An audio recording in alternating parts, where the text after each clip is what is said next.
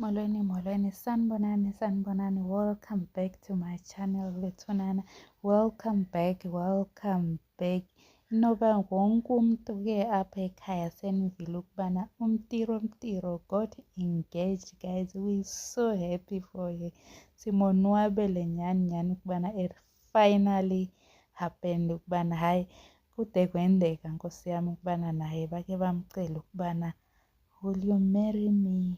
Oh gosh, wathi khona yena umpumelelo, hayi yena le into zokubana aguqe ngedolo phansi azocela ukubana will you marry me, aveze asho ke umpumelelo athi uyangifaka noma cha. Washo ke umtirontiro ukubana hayi ngiyakufaka nkosi yami.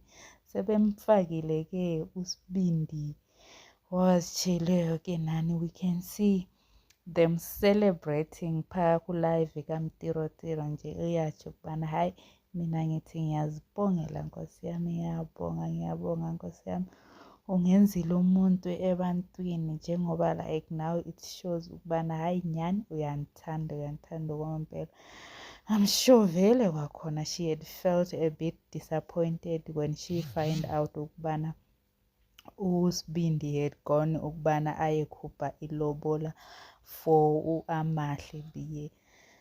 So yeah, it was very disappointing, even though she didn't want to say it. That's why she was crying last time, telling utatumselo ukubana hayi yena she has had enough, so yena she wants out of this relationship because she can see ukubana hayi umpumelelo will never take her seriously. So hayi ke I guess ke ngoku uSibindi he is taking her seriously. That's why ude wamcela ukubana hayi akundenze umuntu ke nami. Watsho ke ukubana hayi lento yakho njengoba now you are engaged, lento yakho ukubana uyathetha nanoma kanjani xa ukubana into ayikuphathi kakuhle kuyomele ime.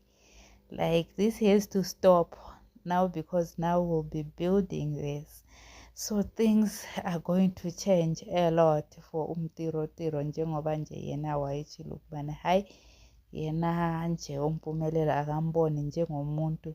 It was actually abantu bomndeni bakaTirelo batsho ke nokubana they don't see ukubana umpumelelo will be able to sustain uTirelo nomntanakhe. Kade ke abantu niyabazi ke omamgobhozi kuje kunjena, they are already saying ubana hayi ngathi the show paid for all of this and prepared everything. Bethunana, let me know what you guys think about the engagement.